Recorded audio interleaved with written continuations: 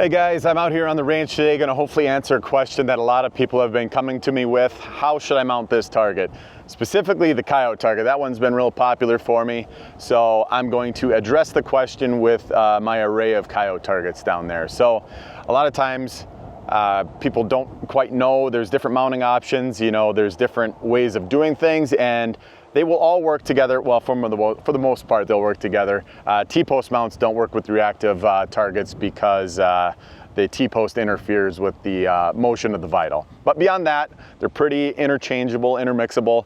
And so hopefully I can answer the question to people, how should you mount your target? So let's start on the left. I'm gonna go down the line here, more or less, and I'll show you some examples of it and why I like what I like and why I don't like what I don't like. So on the left is the ever popular full-size coyote with reactive vital in its most popular configuration with the legs underneath of it. Now, I really like this setup. I think it works best for a thermal optic because you can see the motion.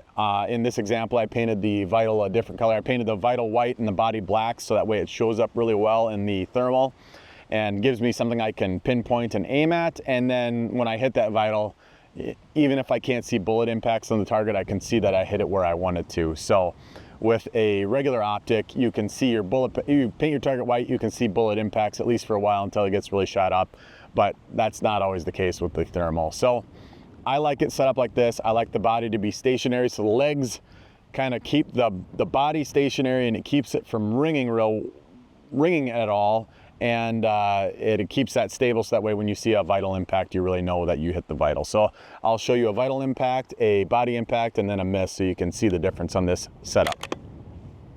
A little vital here. Yeah, pretty clear. Got a vital, you can hear it. Shoot it in the butt. There we go, thwacked it in the butt. Those happen to be showing up nice on this target, but they don't always.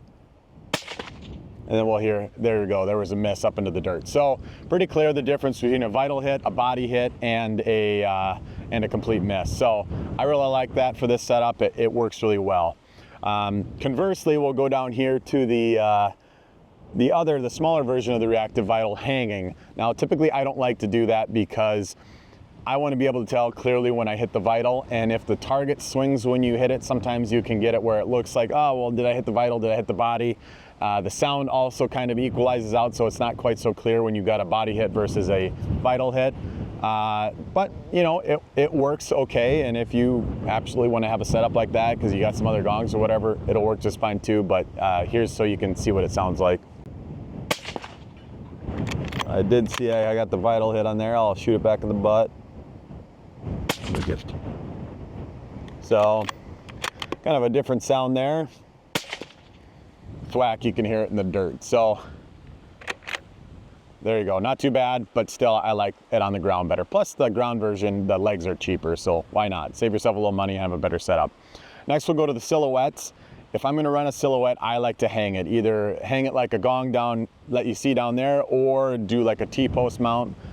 With the T-post mounts, they work well with the silhouettes because they don't interfere. There's nothing to react or flip up. So that's what I really like, and I'll show you why. I'll compare the two. I'll just put one round in the target. Actually, for these, you've heard what misses sound like. I'm just gonna put 2 rounds on each target so you can see what they sound like. I'll talk about the one on the legs right now, because I'll go right side by side so you can quickly hear the difference in the sound. So when you put the legs on it, it grounds that vibration and keeps it from ringing.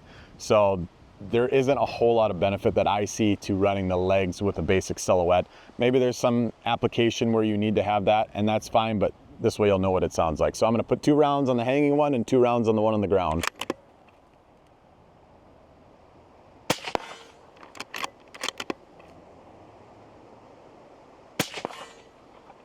Those impacts are showing up okay now.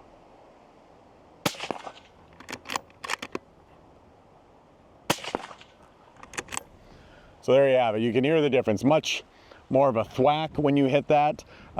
Some people, that may not be a big deal. If you're getting out at range though, that high-pitched sound really carries, especially if you've got muffs on or something like that. It makes it a lot more obvious that you hit it, and you get a little bit of motion. I'm only shooting at 223 today, so it doesn't have a whole lot of oomph on that big plate of steel, but if you're shooting a bigger caliber, it'll be a lot more noticeable. So there you have it. I hope that answers some of your questions on why I like what I like and what I recommend. If you got any other questions, feel free to contact me directly. Otherwise, you can find this and a lot of other really cool stuff at atlastargetworks.com.